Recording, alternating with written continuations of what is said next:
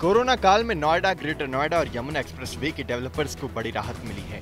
Developers की बार बार गुजारिश के बाद सरकार ने अब जमीन आवंटन के बाद बकाया रकम पर ब्याज की रकम को बैंकों के MCLR प्लस 1% के बराबर कर दिया है। सोमवार को SBI ने MCLR में कटौती के बाद इसे 7% कर दिया था।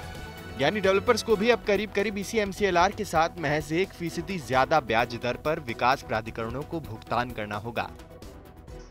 इंटरेस्ट रेट रिडक्शन का जो फैसला लिया गया है, ये उत्तर प्रदेश सरकार का एक बहुत सराहनीय कदम है। हम चाहते हैं कि इस तरीके का रेट रिडक्शन सभी अथॉरिटीज में हो और ये रेट्रोस्पेक्टिव इफेक्ट से हो।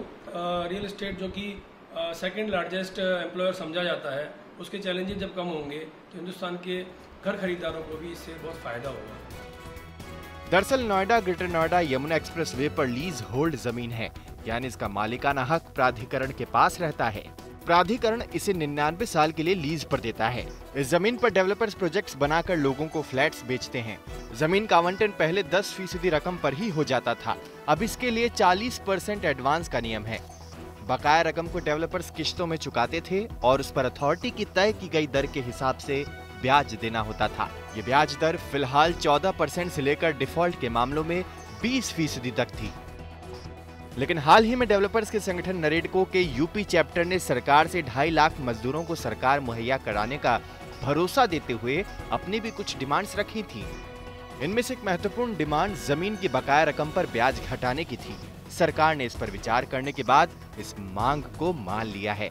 नरेडको के यूपी चैप्टर के प्रेसिडेंट RK अरोड़ा ने प्रदेश के औद्योगिक मंत्री सतीश महाना से वेबिनार में ये डिमांड की थी, जिस पर सरकार ने फैसला करके डेवलपर्स को बड़ी राहत दी है।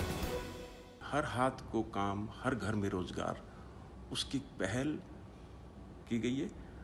हमारे द्वारा लगभग 2.5 लाख लोगों को काम पर लगाने का एक अनुबंध उत्तर प्रदेश सरकार द्वारा किया गया है।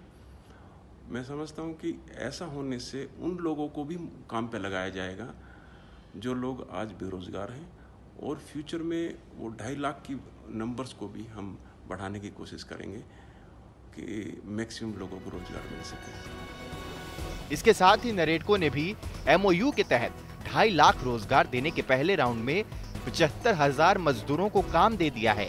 अगले हफ्ते तक अनुमान है कि सभी 2.5 लाख लोगों को काम मिल जाएगा।